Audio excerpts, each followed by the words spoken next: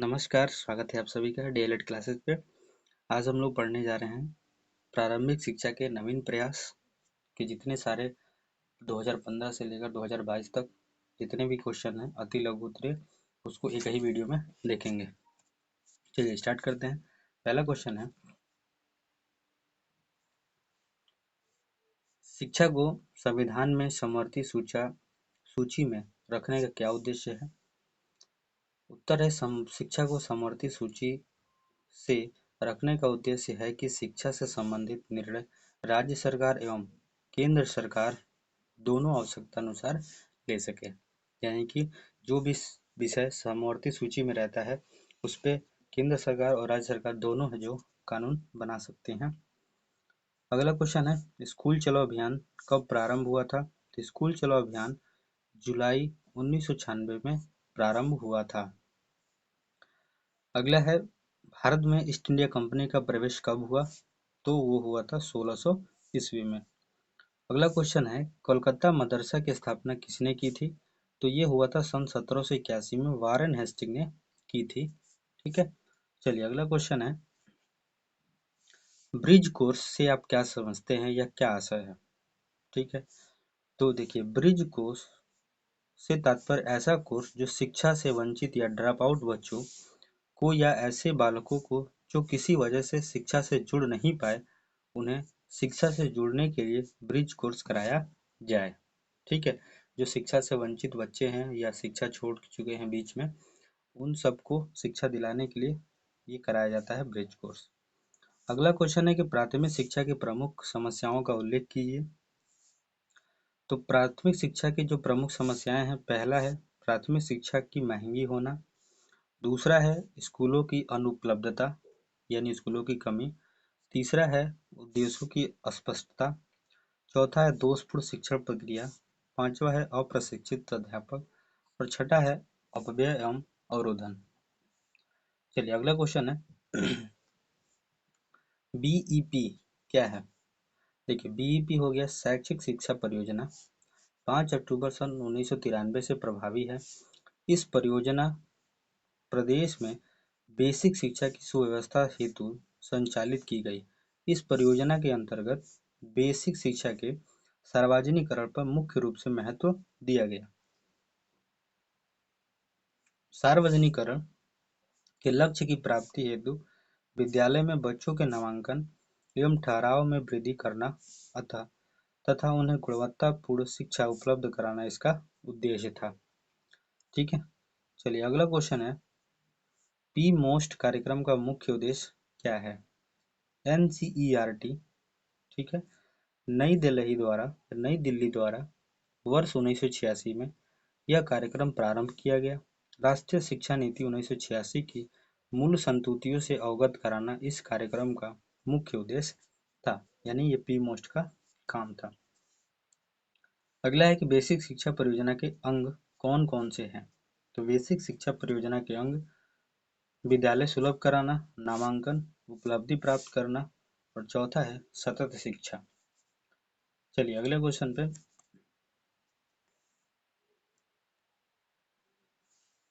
NCERT का प्रमुख कार्य बताइए। तो सबसे पहला कार्य है अनुसंधान और नवाचार, आदर्श पाठ्यक्रम, राष्ट्रीय शिक्षा संस्थान, चौथा है अध्यापक शिक्षा, विशेष शिक्षा और विस्तार सेवा विभाग, पांचवा है विज्ञान किट। अगला क्वेश्चन है, डीपीईपी का प्रारंभ किस योजना के आधार पर किया गया? संशोधित राष्ट्रीय शिक्षा नीति 1992 के अनुसरण में शिक्षा को सर्वसुलभ बनाने के लिए विश्व बैंक इसमें सहायता करता है। अगला क्वेश्चन है कि भारत में निःशुल्क एवं अनिवार्य शिक्षा की उन्नति में मुख्य कठिनाई क्या है? तो सबसे पहला है सुविधाओं को सार्वभौमिकता का अभाव, नामांकन की सार्वभौमिकता का अभाव, शिक्षा के बीच में छोड़ने की सार्वभौमिकता। ठीक है, चलिए अगला क्वेश्चन है, बाल अधिकारों की घोषणा कब और किसके द्वारा की गई? तो संयुक्त राष्ट्र संघ ने बालकों के अधिकारों की घोषणा 20 नवंबर सन 1989 को की थी। इस घोषणा का मूल्य उद्देश्य विश्व के समस्त बालकों हेतु मूलभूत मानवीय अधिकारों को सुनिश्चित करना था। अगला क्वेश्चन है पी मोस्ट कार्यक्रम का पूरा नाम लिखिए। यानी पी मोस्ट जो होता है अध्यापकों का विस्तृत अभिन्यास कार्यक्रम है, program of mass orientation for school teachers. अगला क्वेश्चन है कि संपूर्ण साक्षरता का प्रेरक वाक्य क्या है। संपूर्ण साक्षरता का प्रेरक वाक्य है एक पढ़ाए एक। अगला क्वेश्चन है एनसीएफ 2005 का अस्तित्व किस रिपोर्ट के आधार पर आया। तो 1986 की शिक्षा नीति जो 1993 में संशोधित हुई, एनसीएफ 2005 का अस्तित्व 1993 से 1986 की संशोधित शिक्षा नीति से अस्तित्व में आया था। अगला क्वेश्चन है शिक्षा के सार्वभौमिकरण से क्या आशय है।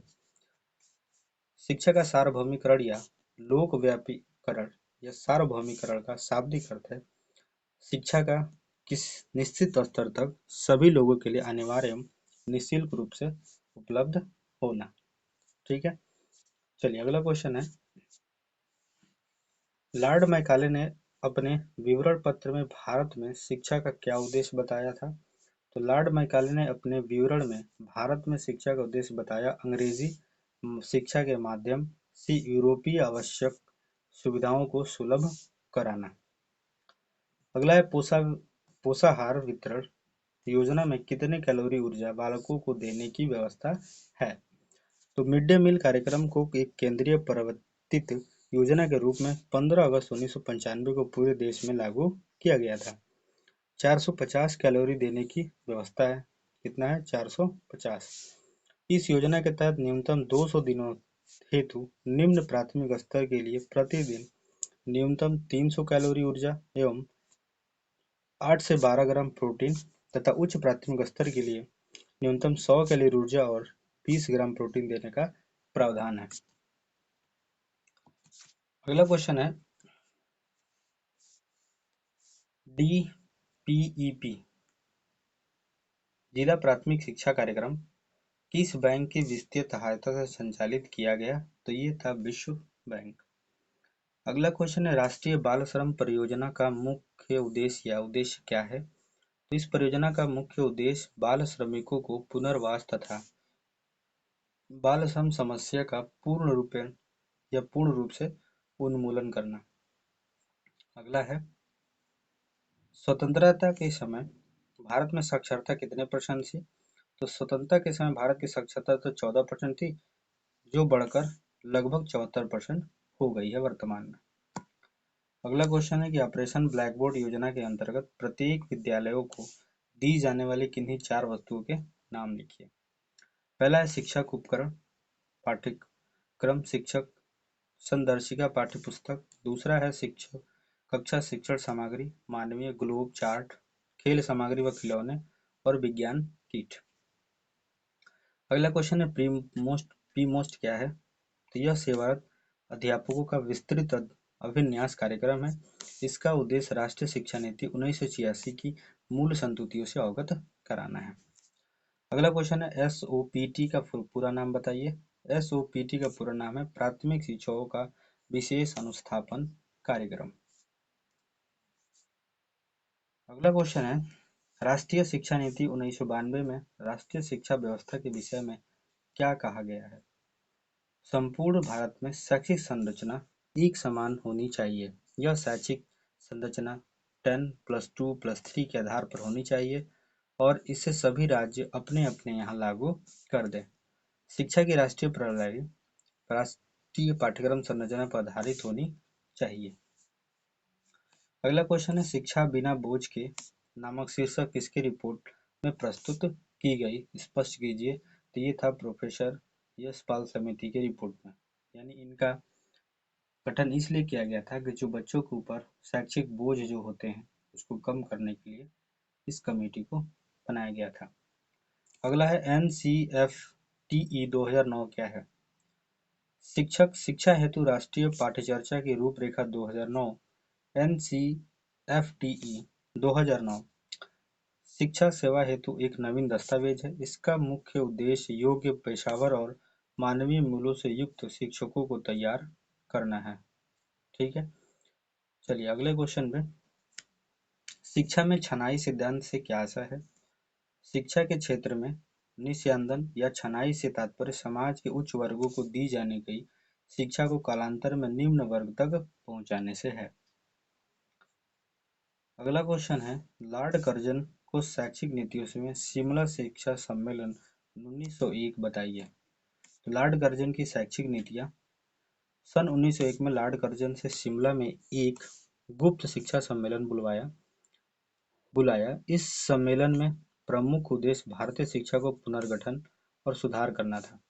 इस सम्मेलन में 150 प्रस्ताव पारित किए गए जो शिक्षा नीति संबंधी सरकारी प्रस्ताव और कर्जन की शिक्षा नीति के आधार बने। इस नीति के अंतर्गत भारतीय विश्वविद्यालय आयोग को नियुक्त किया गया। इसके पश्चात तदुपरांत 11 मार्च 1904 को लॉर्ड कर्जन ने अपनी शिक्षा नीति को एक सरकारी प्रस्ताव के रूप में प्रकाशित किया। अगला क्वेश्चन है कि बाल अधिकार शिक्षा नियम के अंतर्गत क्या निजी ट्यूशन की छूट है या प्राप्त है? तो नहीं है। ठीक है। अगला क्वेश्चन है, कलकत्ता मदरसा की स्थापना कब और किसने की थी? तो कलकत्ता मदरसा की स्थापना सन 1781 में प्रथम गवर्नर जनरल वारेन हेस्टिंग ने की थी। कई बार क्वेश्चन रिपीट हो रहे हैं तो इसको ध्यान से देख लीजिएगा। चलिए अगला क्वेश्चन है, मिशन स्कूलों की 4 विशेषताएं लिखिए। मिशन स्कूलों में पाई जाने वाली विशेषताएं, पहला है शिक्षक या कक्षा शिक्षण प्रणाली प्रारंभ करने का श्रेय इन्हीं को जाता है। आधुनिक शिक्षक विधियों का प्रयोग किया जाता है। प्राथमिक स्कूलों में शिक्षा का माध्यम भारतीय भाषाएं थी। इन स्कूलों में ईसाई धर्म की शिक्षा का अनिवार्य रूप से दी जाती थी, यानी कि इसमें ईसाई धर्म की जो शिक्षा है उसको भी दी जाती थी। अगला है, जिला शिक्षा एवं प्रशिक्षण संस्थान की स्थापना किस शिक्षा आयोग की संस्तुति पर हुआ था? तो डाइट की स्थापना जो हुई थी वो राष्ट्रीय शिक्षा नीति 1986 के द्वारा निर्धारित रणनीति के अंतर्गत अक्टूबर 1987 में प्रत्येक जिला स्तर पर जिला राज्य एवं प्रशिक्षण संस्थानों के स्थापना का कार्य प्रारंभ हुआ। अगला क्वेश्चन है कि संविधान के अनुच्छेद 21A के भाग 3 के अंतर्गत मूल अधिकारों में क्या निहित है? अनुच्छेद 21A के भाग 3 के अंतर्गत मूल अधिकारों में निम्न बात निहित है। राज्य को 6 से 14 वर्ष के सभी बच्चों को निःशुल्क एवं तथा अनिवार्य शिक्षा उपलब्ध करानी होगी। चलिए अगला क्वेश्चन है कि मैकाले के निस्यंदन सिद्धांत से आप क्या समझते हैं? निस्यंदन सिद्धांत, इस सिद्धांत के अनुसार शिक्षा की व्यवस्था केवल उच्च वर्ग के व्यक्तियों के लिए की जाए, जहां से वह स्वतः धीरे धीरे छनकर निम्न वर्गों तक पहुंच जाएगी। छनाई से तात्पर्य किसी द्रव्य का छन छानकर नीचे जाना है। शिक्षा के क्षेत्र में निस्यंदन या छनाई से तात्पर्य समाज के उच्च वर्गों को दी गई शिक्षा का कालांतर में निम्न स्तर तक पहुंचने से है। यानी कि मैकाले का मानना था कि उच्च वर्गों को शिक्षा दी जाएगी तो धीरे धीरे जो निम्न वर्ग है उनके तक शिक्षा पहुंच जाएगी। अगला क्वेश्चन है कि प्राथमिक शिक्षा के संबंध में वुड डिस्पैच की प्रमुख संस्तुतियां क्या थी? प्रमुख संस्तुति है कि इस घोषणा पत्र द्वारा प्रथम बार यह अनुभव किया गया कि भारतीयों की शिक्षा का दायित्व सरकार पर है। शिक्षा में सनाई सिद्धांत को अस्वीकार कर दिया गया और जन शिक्षा का प्रचार पर बल दिया गया।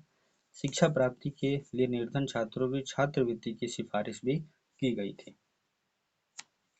अगला कि आरंभ में बेसिक शिक्षा परियोजना बीईपी के अंतर्गत किन जनपदों का चयन किया गया? तो यह योजना प्रारंभ में 10 जनपदों में चलाई गई। इलाहाबाद, इटावा, बांदा, सीतापुर, सहारनपुर, पौड़ी, वाराणसी, गोरखपुर, नैनीताल और अलीगढ़ में की गई थी। अगला क्वेश्चन है कि अभिनव बालिका शिक्षा परियोजना के 2 उद्देश्य बताइए। पहला है नामांकन में वृद्धि करना, दूसरा है बालिकाओं को आर्थिक सबलता प्रदान करना। अगला क्वेश्चन है कि राष्ट्रीय शैक्षिक अनुसंधान एवं प्रशिक्षण परिषद के किन्हीं 2 कार्यों को बताइए। राष्ट्रीय शैक्षिक अनुसंधान एवं प्रशिक्षण केंद्र SCERT के कार्य, पहला है प्रारंभिक स्तरीय शिक्षा के लिए सेवा पूर्व एवं सेवारत प्रशिक्षण कार्यक्रम का आयोजन, दूसरा है कि प्राथमिक और उच्च वर्ग की कक्षाओं के लिए पाठ्यक्रम, पाठ्यपुस्तकों, शिक्षक संदर्शिकाओं एवं अन्य उपयोगी साहित्य का विकास, तीसरा होता है शोध सर्वेक्षण एवं नवाचार कार्यक्रम का संचालन। अगला क्वेश्चन है कि राष्ट्रीय शिक्षक से शिक्षा परिषद एनसीटीई की स्थापना कब हुई थी? तो 17 अगस्त 1995 को राष्ट्रीय अध्यापक शिक्षा परिषद की स्थापना हुई थी। अगला क्वेश्चन है, शिक्षा में अपव्यय एवं अवरोधन से आप क्या समझते हैं? तो अपव्यय से तात्पर्य हमारा प्राथमिक शिक्षा पूरी किए बिना ही प्राथमिक शिक्षा के किसी स्तर से विद्यालय छोड़ देना।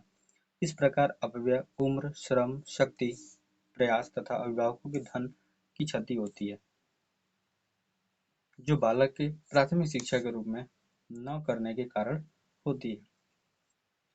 अवरोधन से क्या तात्पर्य होता है कि बच्चों को एक कक्षा से में 1 वर्ष से अधिक समय के लिए रुकना।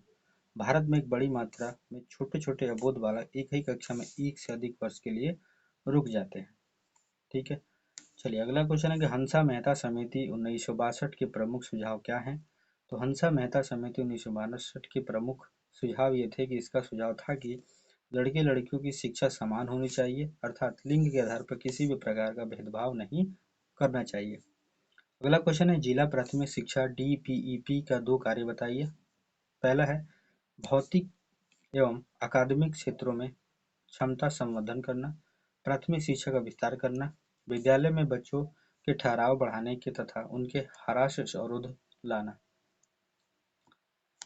महिला समाख्या कार्यक्रम क्या है? तो राष्ट्रीय शिक्षा नीति के अनुरूप महिला समाख्या योजना ग्रामीण क्षेत्रों में खासकर सामाजिक आर्थिक रूप से पिछड़े समूहों की महिलाओं के शिक्षा एवं सशक्तिकरण के लिए 1989 से शुरू की गई।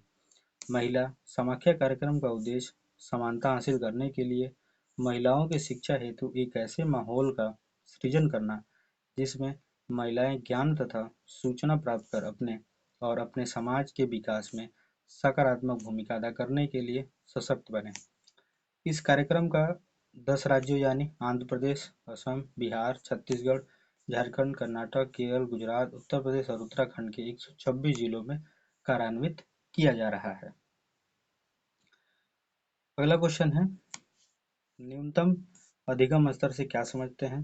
न्यूनतम अधिगम स्तर 3 शब्दों के योग से बना हुआ है। पहला है न्यूनतम। न्यूनतम शब्द का अभिप्राय कौशलता के उस अंश से है जो किसी निश्चित कक्षा के विद्यार्थियों द्वारा निश्चित समय में अर्जित किया जाता है। अधिगम अधिगम है अधिगम शब्द का अर्थ है सीखना, अर्थात बालक के व्यवहार से ऐसे परिवर्तन जिससे वह स्वयं को समाज में समायोजित कर सके। तीसरा है स्तर। स्तर शब्द का अभ्यास उस स्थिति से है जिससे निश्चित समय ने उपलब्धि प्राप्त करना है। न्यूनतम अधिगम स्तर परिभाषा है कि न्यूनतम अधिगम स्तर एक ऐसी प्रक्रिया जिसके निर्धारित किया कि बच्चे को अमुक या किसी निश्चित स्तर पर कम से कम कितना सीखना चाहिए। अगला क्वेश्चन है कि संपूर्ण साक्षरता अभियान की किन्हीं 3 विशेषताओं का उल्लेख कीजिए। पहला है कि इस अभियान की सफलता पूर्णतया जनता की अभिप्रेरणा एवं सामुदायिक सहयोग पर आधारित है। दूसरा है साक्षरता संपूर्ण साक्षरता अभियान लक्ष्योन्मुखी है, केवल नामांकन वृद्धि करना इसका उद्देश्य नहीं है। अगला है इस परियोजना विशिष्ट क्षेत्रों में समयबद्ध एवं स्वैच्छिक संस्थाओं व्यक्तियों के आपसी सहयोग से परिणाममुखी है। अगला चौथा है संपूर्ण साक्षरता अभियान को संचालित करने के लिए जिला स्तर पर पंजीकृत समितियों का अनुमति प्रदान की गई है। अगला है कि भारत में निःशुल्क एवं अनिवार्य शिक्षा की उन्नति के मार्ग में मुख्य कठिनाइयाँ क्या हैं? पहला है शासन की कमजोर नीति, राजनीतिक कठिनाइयाँ, प्राइमरी स्कूलों के प्रबंध तंत्र में एक रूपीय नीति का अभाव, ग्रामीण और शहरी क्षेत्रों में विकास की भिन्नता, शिक्षकों का अभाव, अपव्ययता और अवरोधन, आंकड़ों में भिन्नता, भौगोलिक कठिनाइयाँ, शिक्षा का निम्न स्तर, दोषपूर्ण कार्यक्रम। अगला क्वेश्चन है कि जिला प्राथमिक शिक्षा कार्यक्रम की रणनीतियों के विषय में संक्षेप में लिखिए।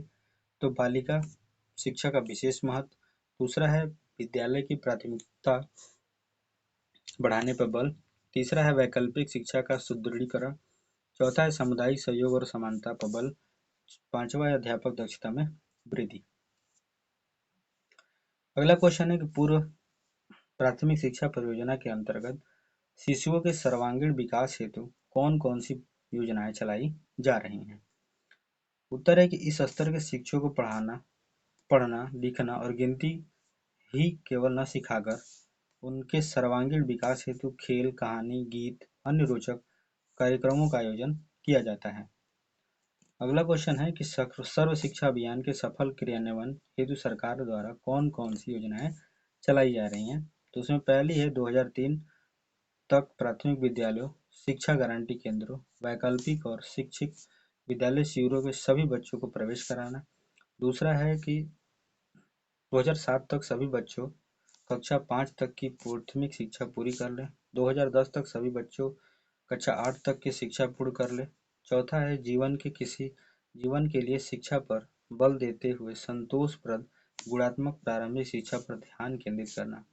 2010 तक विद्यालयों में शिक्षार्थियों की सार्वभौमिक नियमित उपस्थिति सुनिश्चित करना। अगला है कि मैकाले की शिक्षा नीति दोषपूर्ण होने के बावजूद इसका तत्कालीन भारतीय शिक्षा प्रणाली पर क्या दूरगामी प्रभाव पड़ा। भारतीय शिक्षा के इतिहास में मैकाले का क्या योगदान रहा, इस विषय में विद्वानों में मतभेद है। कुछ विद्वान मैकाले को भारतीय शिक्षा के इतिहास के मार्ग प्रदर्शक मानकर चलते हैं। पहला कि मैकाले को भारतीय शिक्षा का अग्रदूत माना जा सकता है। वह पहला अंग्रेज विद्वान था जिसके विचारों से प्रभावित होकर एक ऐसी सरकारी नीतियां निर्धारित हुई जिससे प्राच्य पाश्चात्य विवाद समाप्त हो गया और आधुनिक अंग्रेजी शिक्षा की नींव पड़ गई। दूसरा था कि मेघालय के विवरण पत्र से भारत के लिए प्राच्य पाश्चात्य ज्ञान विज्ञान का द्वार खुल गया।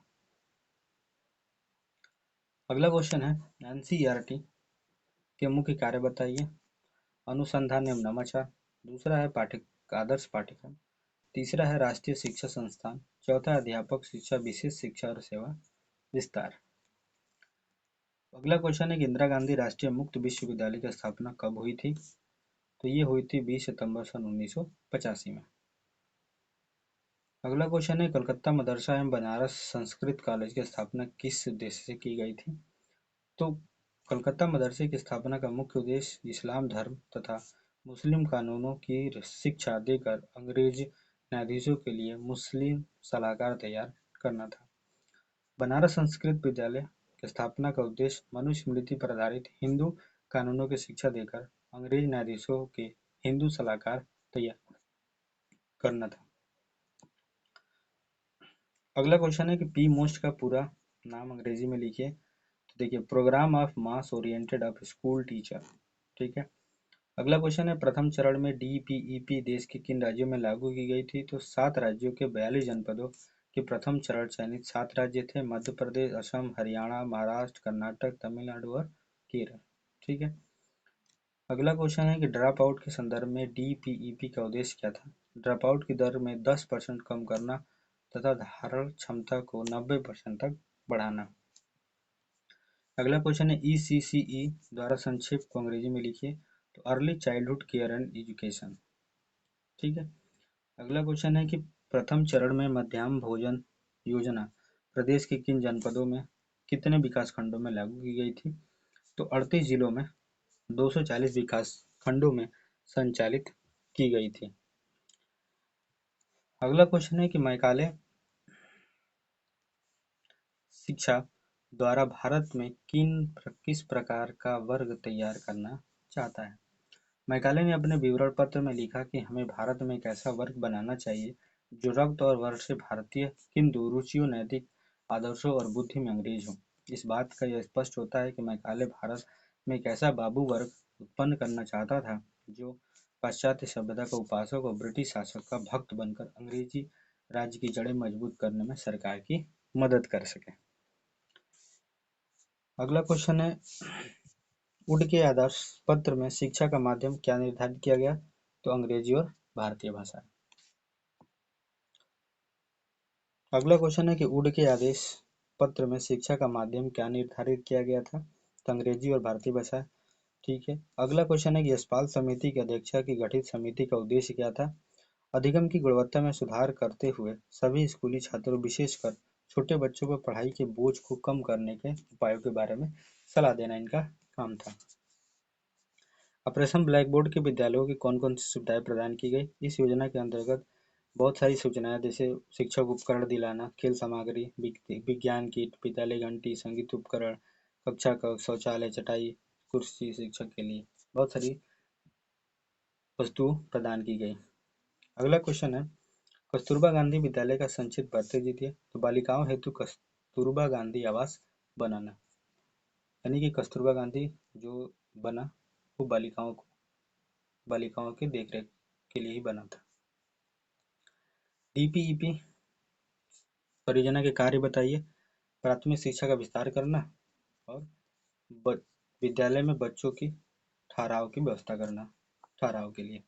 अगला क्वेश्चन है कि कलकत्ता मदरसा किस सन में खुला था और स्थापना की हुई थी? तो 1781 में प्रथम गवर्नर जनरल वाराणसी द्वारा कलकत्ता मदरसा खोला गया था। ये क्वेश्चन कई बार रिपीट कर रहा है, इसीलिए क्या है, बहुत ज़्यादा इम्पोर्टेंट है कि कलकत्ता मदरसा कब खुला था? तो सन 1781 में खुला था और ये वारेन हेस्टिंग द्वारा खोला गया था। अगला क्वेश्चन है, प्रोफेसर यशपाल समिति किस समस्या के कारण गठित की गई थी? तो यही था कि छात्रों को शैक्षिक बोझ को कम करने, अधिगम का स्तर सुधारने के लिए इस समिति का गठन किया गया था। पी मोस्ट कार्यक्रम का मुख्य उद्देश्य क्या था? तो राष्ट्रीय शैक्षिक नीति 1986 की मूल संतुतियों से अवगत कराना था। पी एन पी ई जी ई एल कार्यक्रम का मुख्य उद्देश्य क्या था? तो शिक्षा से वंचित बालिकाओं का स्तर सुधारना था। राष्ट्रीय बाल श्रम परियोजना कब संचालित हुई? इसका मुख्य लक्ष्य क्या था? तो नवीं पंचवर्षीय योजना 1997 से 2000 में लक्ष्य बाल श्रमिकों का पुनर्वास एवं बाल श्रम समस्या को दूर करना।